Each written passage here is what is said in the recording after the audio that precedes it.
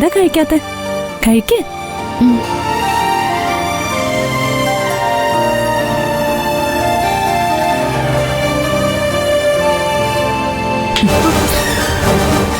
നീ എന്തിനാ അവളുടെ കൈ കയറി പിടിച്ചേ?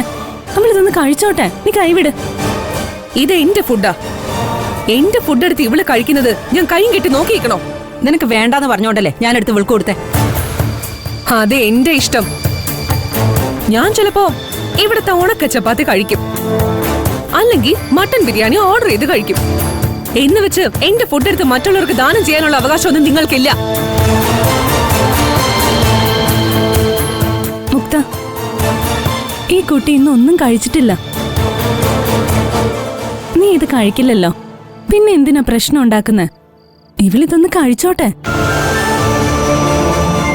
എന്റെ ഫുഡ് ആര് കഴിക്കണമെന്ന് നീയല്ല തീരുമാനിക്കേണ്ടത്, അത് ഞാനാ തീരുമാനിക്കണ്ടേ. മുക്തയ്ക്ക് വേണ്ടി മാറ്റിവെച്ച ഫുഡ് കഴിക്കാനുള്ള യോഗ്യതയൊന്നും ഈ പട്ടിക്കാട്ടുകാരിക്ക് ഇല്ല. ആഹാരത്തിന്റെ മുന്നിൽ വെച്ച് അഹങ്കാരം പറയരുത് കുട്ടി. ആഹാരത്തിന്റെ അവകാശി വിശക്കുന്നവനാണെന്നാ പ്രമാണം. അങ്ങനെ ഒരു പ്രമാണം ഉണ്ടോ ഭാഗ്യലക്ഷ്മി ചേച്ചി? ഭാഗ്യലക്ഷ്മി ചേച്ചി പറഞ്ഞല്ലേ, അതുകൊണ്ട് പ്രമാണമൊന്നും തെറ്റിക്കണ്ട. ഇത് ഇവള് തന്നെ കഴിച്ചോട്ടെ.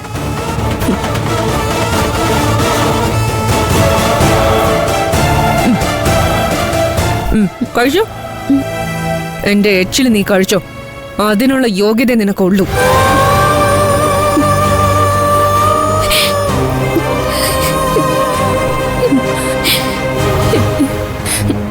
ഇത് കുറച്ച് കൂടി പോയി മുക്ത.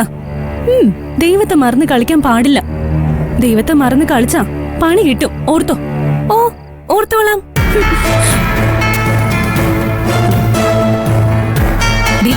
മട്ടൻ ബിരിയാണി എന്തായി? വന്നോണ്ടിരിക്ക, റൂമിൽ കൊണ്ടുവരും. ബാ.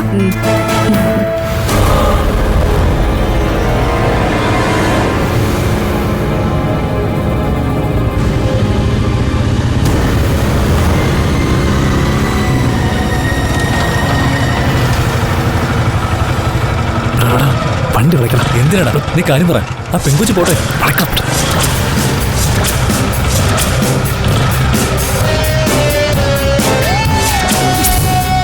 എങ്ങോട്ടാ മോളെ ഈ സമയത്ത്? ഈ സമയത്ത് ഒറ്റയ്ക്ക് പോകുന്നത് അത്ര സേഫ് അല്ല. എവിടെയാ പോകേണ്ടത്? ഞങ്ങൾ കൊണ്ട് വിടാമേ. കേറ്.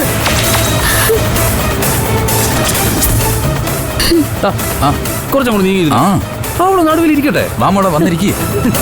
ആ, ഇങ്ങോട്ട് കയറ് മോളെ. നിക്കടി അവിടെ. വണ്ടി വിട്ടെന്ന് വിടറ. നിക്കടി അവിടെ. നിക്കടി അവിടെ.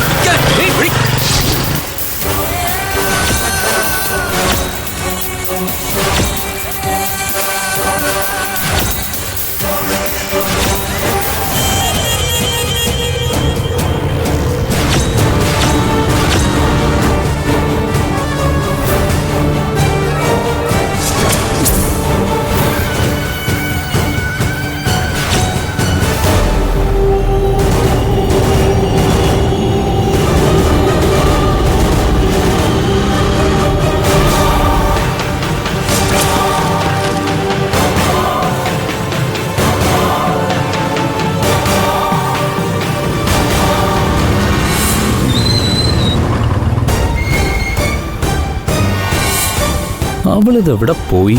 ഇവിടെ എവിടെയെങ്കിലും ഒളിച്ചിരിപ്പുണ്ടാവും. അങ്ങനെ അവളെ വിടാൻ പറ്റില്ല. ആ, വാടാ.